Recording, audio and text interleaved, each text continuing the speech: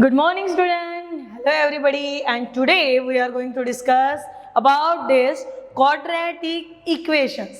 तो हम लोगों ने लास्ट वीडियो में भी इसके बारे में सुने, तो नाम तो सुना होगा।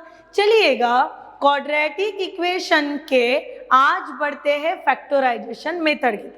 और फैक्टराइजेशन मेथड में मैंने बोला था कि प्रोडक्ट कब रहना, सम कब पॉजिटिव कब निगेटिव, इसके बारे में बिल्कुल भी घबराना नहीं, क्योंकि I will explain in the detail. और वो भाई आज का वीडियो आ गया जहाँ पे आपको ये एक्सप्लेन करना है मैंने डिटेल में। तो मैंने सोचा क्या, एक ऐसा इक्वेशन लूंगी जो आपको 8, 9, 10 से पता है। और equation c x square plus 5x plus 6 is equal to 0।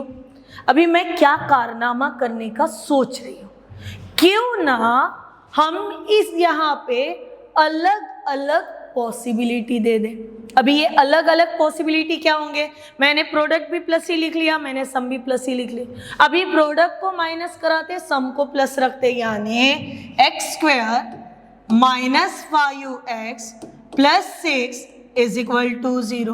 वही नंबर्स, वही सब कुछ, सिर्फ साइन बदला। अभी मैं तीसरा क्या करने का सोच रही हूँ, x square plus 5x minus 6 is equal to 0। तुरंत मैंने क्या किया, प्रोडक्ट निगेटिव किया, सम पॉजिटिव लिखी। और फोर्थ पॉसिबिलिटी, यार बोल दो पटक से क्या आएगा फोर्थ पॉसिबिलिटी में, x square minus 5x minus 6 that is equals to 0। लो हो गए 4 पॉसिबिलिटी। क्या इन चारों पॉसिबिलिटीज में आपके आने वाले रूट्स सेम है क्या? तो नहीं। देखिएगा बेटा, चलिए इसको डिटेल में करा ही लेते, क्यों टेंशन लेना। हियर प्रोडक्ट कैसा है तो पॉजिटिव, सम भी कैसे है तो पॉजिटिव। अभी ये चीज P यानी प्रोडक्ट, S यानी सम, ये मैंने मेरे लिए कंफर्ट जोन के लिए आपके लिए बना के रखा है, ठीक है ना। सी ऐसे कोई छोटे छोटे दो नंबर्स जो प्रोडक्ट देते हैं 6 और जिनको ऐड करें तो मिलता है 5 है, तो बोलिए x square plus 3x plus 2x plus 6 is equal to 0। 3 into 2 6, 3 plus 2 5। Common निकालते। फैक्टराइजेशन माने होता क्या है, तो पहले बंटवारा करो, और बंटवारा होने के बाद अच्छा तेरे पास ये है क्या, तेरे पास ये क्या, तुम दोनों के पास है क्या, आजा भैया कॉमन, तेरे से कॉमन निकालते। बस वही करना है यहाँ पे भी। पेयर बना लो, 4 लोग हैं तो 2-2 की पेयर, किसी को अकेला छोड़ो मत से ना। एक्स स्क्वायर और 3x में से दोनों के पास क्या है जो बाहर ले सकते हैं, that is nothing but the x in bracket x plus 3 plus 2 in bracket x plus 3, यानी I get the brackets in the form of पहला x प्लस 3 कॉमन है एंड x प्लस 2 अनकॉमन है, that is equals to 0। Therefore we are getting x is equal to minus 3, x is equal to minus 2। देखिए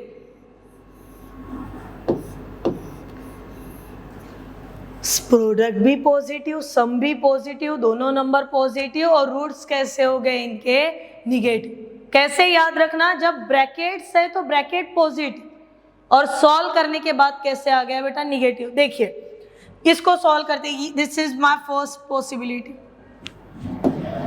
second possibility की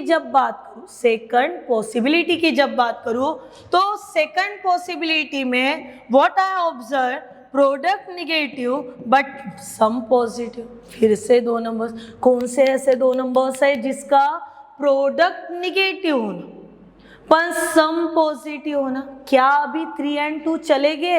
नहीं यार, ना तो मैं 3 into -2 कर सकती हूँ, ना ही मैं -3 into 2 कर सकती हूँ। क्यों आप बताओ ना। 3 minus 2 1, -3 plus 2 -1, यानी दोनों चीजें यहाँ पे होनी नहीं है, तो होना क्या है, करना क्या है। तो see here x square plus 6x minus 1x -6 is equal to 0। फिर से कॉमन शॉमन, एक्स स्क्वायर प्लस 6x में से common x plus 6 -1 x plus 6, possibilities are x plus 6 x -1। और इसी वजह से फिर से मुझे दो वैल्यूज मिले जिनमें कि x is equal to -6 first value है and x is equal to 1 ये सेकंड वैल्यू है। जिसको फैक्टर्स समझ में आ गया और जिसको फैक्टर्स से रूट समझ में आ गया उसके लिए कुछ भी यहाँ पे ये नहीं है बेटा। चलिएगा, ऐसे दो नंबर्स जिनका प्रोडक्ट पॉजिटिव और सम कैसे है निगेटिव है क्या कोई दो नंबर्स? तो x square -3x -2x plus 6 is equal to 0, फिर से ब्रैकेट डाल दो। एक्स स्क्वायर -3x में से कॉमन क्या हुआ? तो x in bracket x -3 -2 in bracket x -3 is equal to 0। यहाँ पे आपके दो नंबर्स कौन से? तो x -3 and x -2, it means we are getting our two product as x is equal to 3 and second is x is equal to 2। 3 into 2 6 and 3 into 2 3 plus 2 5। इसे करा लेते हैं। X square -6x plus 1x -6 is equal to 0। फिर से सोचने वाली बात है, क्यों यही दो नंबर्स, क्यों 3 और 2 क्यों नहीं? क्योंकि वो मैनेज नहीं कर रहे प्रोडक्ट और सम के कंडीशन को। Now here x common in bracket x -6 plus 1 common x -6 common bracket x -6 uncommon x plus 1। It means again we are getting the two factors x is equal to 6 x is equal to -1। Repeat this term बेटा, x is equal to 6 x is equal to -1 और इसे कहा जाता है factorisation method, जो quadratic में बहुत ज़्यादा काम की मेथड, जो क्वाड्रेटिक में आपको हर एक बार एक छोटे छोटे लेवल से लेके बड़े बड़े लेवल तक के काम में आएगी। सो फर्स्ट मेथड हमारी निपटा ली हम लोगों ने, which is nothing but the factorization method. दूसरी मेथड जहां पे हमारे पास मेथड में क्या हो रहा है बेटा, in the second method completing the square method. अभी कंप्लीटिंग स्क्वायर मेथड में आपके टेक्स्ट बुक में कुछ ऐसा दिया था, मेरे को तो बिल्कुल भी नहीं ये पता चल रहा कि ऐसे इतने हेवी मेथड से तुम लोग करा कैसे सकते हो यार। सी, आपके टेक्स्ट बुक में 10th स्टैंडर्ड तक के जो मेथड दी थी, as per the method when we need to find the completing the square method, the roots of the quadratic equation can also be found using the method of completing the square। जब factorisation method काम करना बंद कर दे, थक गई method इसलिए काम करना बंद करेगी क्या? तो नहीं। काम करना क्यों बंद करेगी? क्योंकि वैसे फैक्टर्स ही अवेलेबल नहीं रहेंगे उसके पास जिसका प्रोडक्ट वैसा ना सम वैसी वाला पैटर्न जो ऑब्वियस कर, तो फिर वो समय पे फॉर्मूला मेथड के अलावा completing the square method use करने के लिए ये फॉर्मूला यूज करना, ऐसे ये बंदा हमें बोल, ठीक है। इसमें इतना भारी जाने से बेटर करना क्या बेटा? See, quadratic equation usually in the form of ax square plus bx plus c is equal to 0।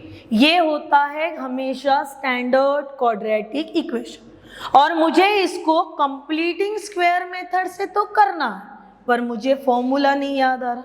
11th our पे मैं फॉर्मूला भूल रही हूँ, तो मैं कुछ स्टेप्स को याद करूंगी।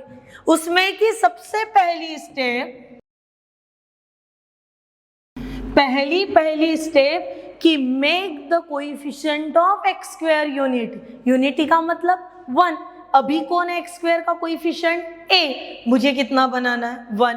a को 1 बनाने के लिए एक ही काम में आ सकता है कि dividing by a upon a 1 हो गया काम हमारा।